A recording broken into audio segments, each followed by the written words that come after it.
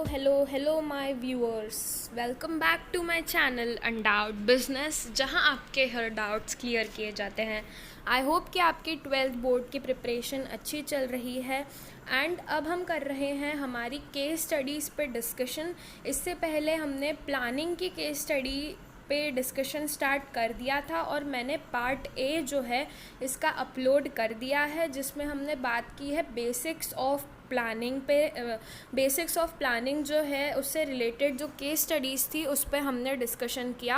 अब part B है जिसमें हम डिस्कस करने वाले हैं अबाउट टाइप्स ऑफ प्लान्स। तो हमने जो प्लान्स पढ़े थे ना, types of plans, around 8 types of plans पढ़े थे हमने, जैसे कि ऑब्जेक्टिव, ठीक है, स्ट्रैटेजी, पॉलिसी, फिर हमने पढ़ा था रूल, बजट, मेथड, ऐसे बहुत सारे टाइप के हमने, प्रोसीजर।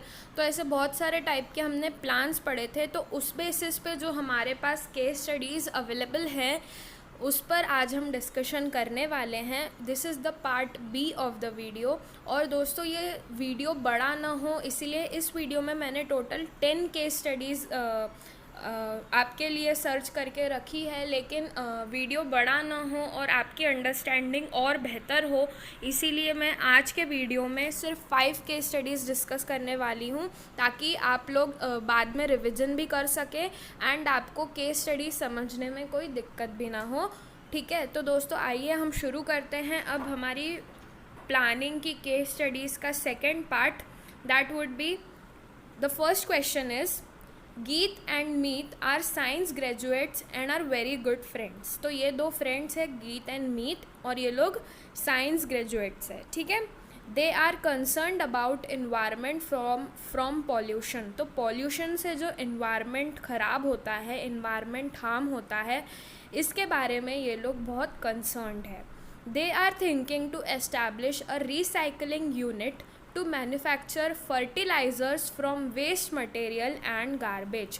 तो इन्वायरमेंट को कोई दिक्कत ना हो, कोई हार्म ना पहुँचे, इसके लिए इन्होंने एक रिसाइकलिंग यूनिट एस्टैब्लिश करना है जहाँ पर वो लोग फर्टिलाइज़र्स बनाएंगे। जनरली फर्टिलाइज़र्स जो रहते हैं वो केमिकल से बनते हैं, लेकिन यहाँ पर गीत एंड मीत ने क्या डिसाइड किया है कि वो वेस्ट मटेरियल एंड गार्बेज से फर्टिलाइज़र्स मैन्युफैक्चर करेंगे ताकि इन्वायरमेंट को कोई हार्म ना पहुँचे। They mutually decided that this recycling unit will be set up in a rural area of Bihar. ठीक है, यहाँ पर इन्होंने क्या डिसाइड किया है कि ये जो रिसाइकलिंग यूनिट है ये एक रूरल एरिया, जो बिहार का कोई भी रूरल एरिया होगा वहाँ पर ये लोग ये सेटअप करेंगे, ये वाला recycling unit. Where people have very few job opportunities, जहाँ पर जॉब अपॉर्चुनिटीज़ भी कम है, and labour is available at a reasonable rate, और इनको जो लेबर मिलेगी वो भी रीज़नेबल रेट्स पे मिल जाएगी। तो ऐसे जगह पर वो लोग सोच रहे हैं कि अपना रिसाइकलिंग यूनिट एस्टैब्लिश करेंगे, सेटअप करेंगे। ठीक है, they also decided not to sell fertilisers on credit. इन्होंने क्या डिसाइड किया कि जो फर्टिलाइज़र्स वो लोग सेल करेंगे वो कभी भी क्रेडिट पे, यानी कि उधार पर नहीं करेंगे, हमेशा कैश बेसिस पर ही फर्टिलाइज़र्स सेल करेंगे। तो क्वेश्चन कहता है, one of the plan is highlighted in the above para, name it by quoting line from there, name 2 values highlighted in the above para. तो यहाँ पे एक टाइप ऑफ प्लान है जो हमें नज़र आता है, वो हमें हाईलाइटेड है यहाँ पर, वो हमें आइडेंटिफाई करना है वो वाला प्लान, एंड जो वैल्यूज़ है यहाँ पर जो हाईलाइट हुई है क्वेश्चन में, हमें ये भी बताना है। तो दोस्तों आप ये लास्ट लाइन देख सकते हैं यहाँ पे कि they also decided not to sell fertilisers on credit. ये एक तरह से हम कह सकते हैं कि ये उनकी मैन्युफैक्चरिंग यूनिट की पॉलिसी होगी कि वो लोग क्या करेंगे, क्रेडिट पे सेल नहीं करेंगे, वो लोग कैश बेसिस पे ही सेल करेंगे। तो this type of plan is policy. तो यहाँ पे पॉलिसी इंडिकेट हुई है।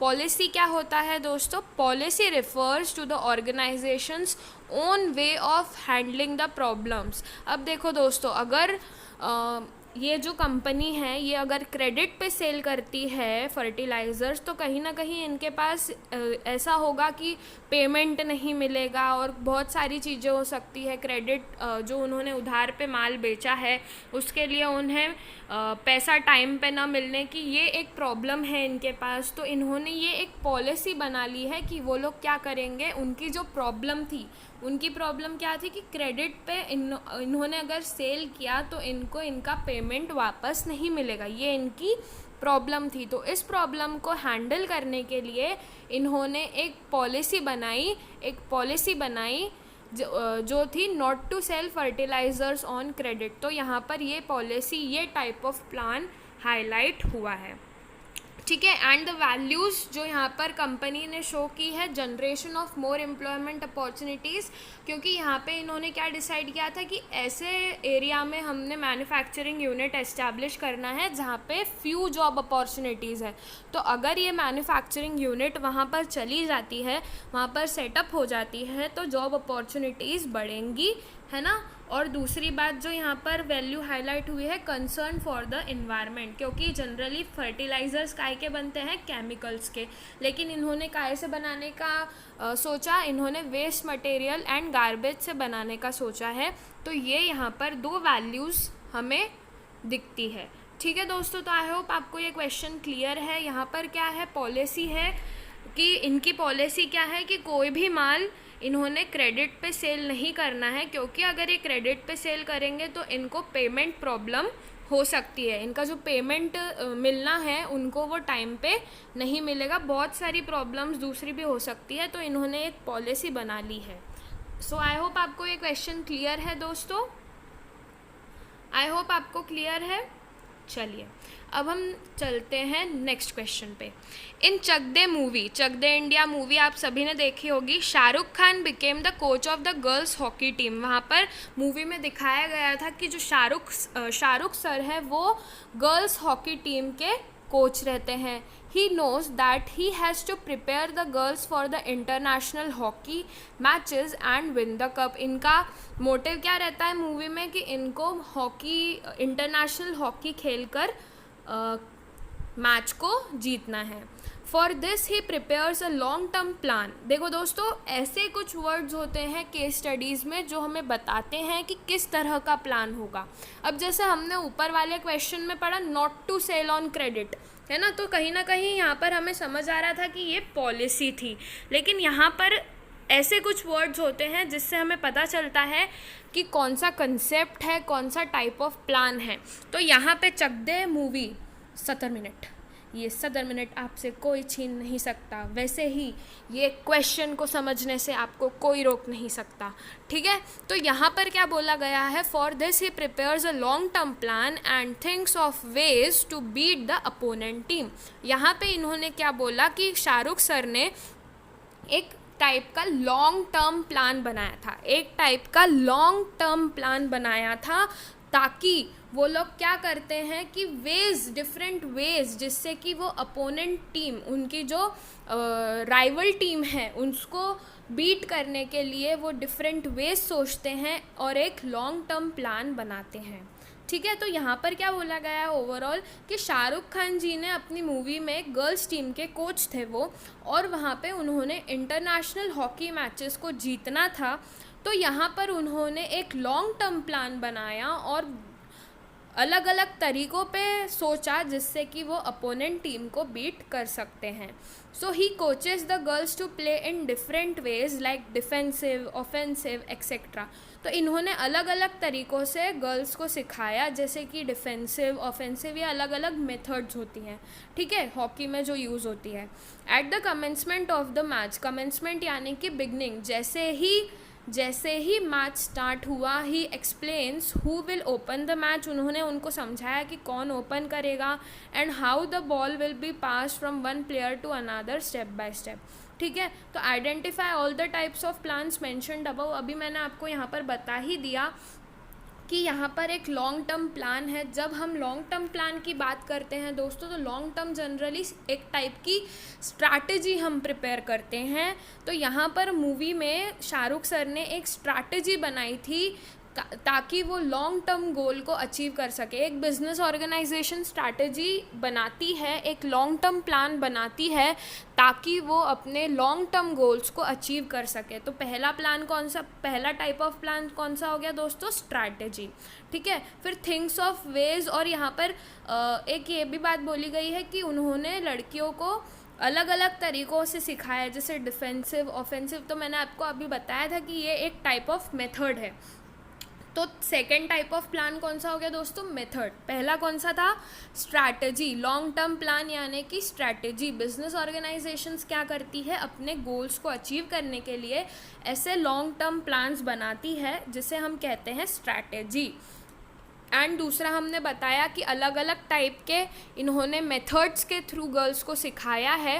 तो यहाँ पे मेथड एक टाइप का प्लान होता है जो बिजनेस में यूज़ होता है, तो method is the second type of plan.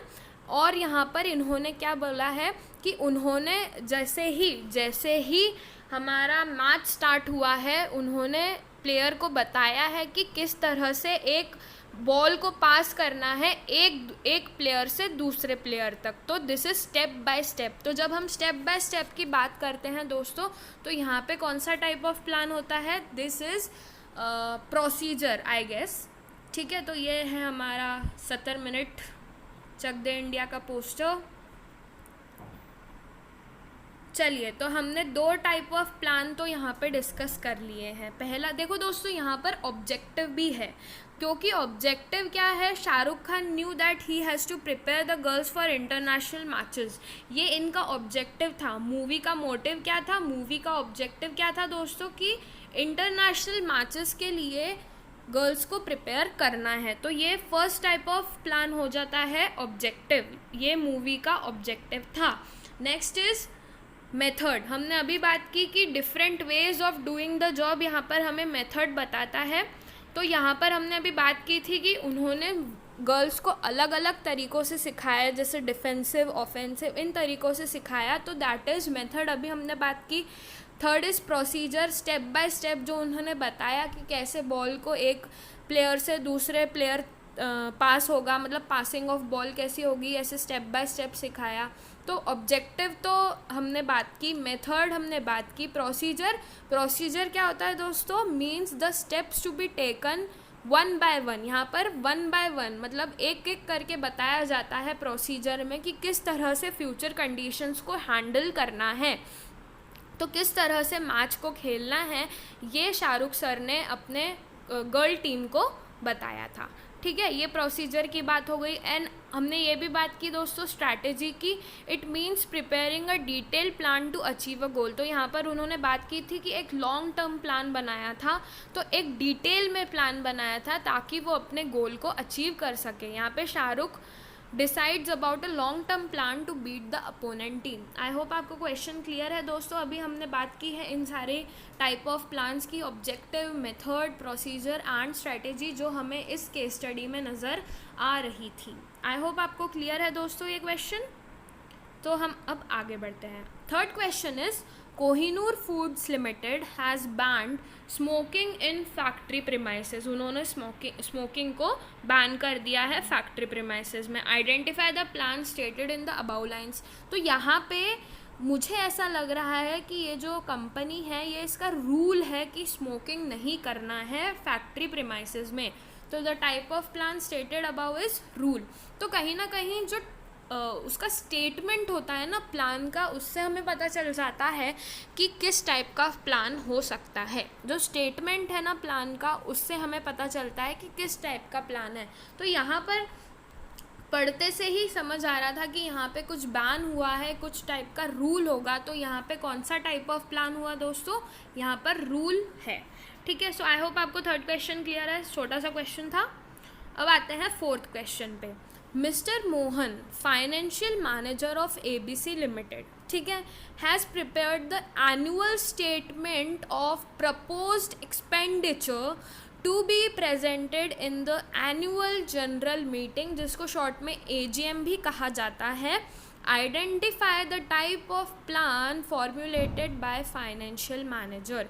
यहाँ पर क्या हुआ है, एक्सपेंडिचर की बात की गई है। तो जब हम एक्सपेंडिचर्स की बात करते हैं, इनकम्स की बात करते हैं, तो हम किस टाइप ऑफ प्लान की बात करेंगे? ऑब्वियसली ये है फाइनेंशियल मैनेजर। तो फाइनेंशियल मैनेजर हमेशा बजट रिलेटेड ही बात करेगा।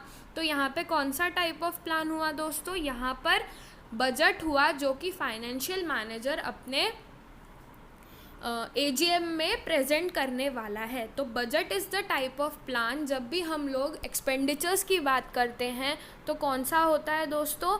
यहाँ पर बजट होता है। जैसे कि हमारा देश का भी बजट बनता है, वैसे ही ये अलग अलग बिजनेसेस भी अपने साल को करने के लिए, मतलब एक फाइनेंशियल ईयर के लिए बजट बनाती है एक बिजनेस भी, और हमारे देश का भी बजट बनता है। ठीक है, तो यहाँ पर क्वेश्चन में क्या है, फाइनेंशियल मैनेजर है। तो फाइनेंशियल मैनेजर हमेशा फाइनेंस रिलेटेड ही बात करेगा। और यहाँ पर जो हमें लाइन बता रही है प्रपोज्ड एक्सपेंडिचर, इससे हमें ये पता लगता है कि यहाँ पे कौन सा टाइप ऑफ प्लान है, बजट। तो budget is the type of plan formulated by the financial manager showing a statement of expenditure. Budget में हम लोग क्या दिखाते हैं कि आने वाले साल में, in the next financial year, हमारे कौन से एक्सपेंसेस, एक्सपेंडिचर होने वाले हैं। सो आई होप आपको ये क्वेश्चन क्लियर है। यहाँ पर बजट है, ठीक है, एकदम क्लियर है। कोई भी क्वेश्चन में अगर डाउट हो तो प्लीज़ मुझे कमेंट बॉक्स में आप बता दीजिएगा, ताकि मैं उस पर्टिकुलर क्वेश्चन को आपको समझा सकूं। कोई भी डाउट हो तो प्लीज़ कमेंट बॉक्स में बताइएगा। वीडियो को पॉज करके आप समझिएगा क्वेश्चन को, क्योंकि है ना, इसमें ऐसे कुछ आपको कंफ्यूज करने के लिए ऐसा जनरली होता है कि जो जितने भी अभी हमने प्लान्स पढ़े हैं ना, वो सारे एक तरीके के ही दिखते हैं।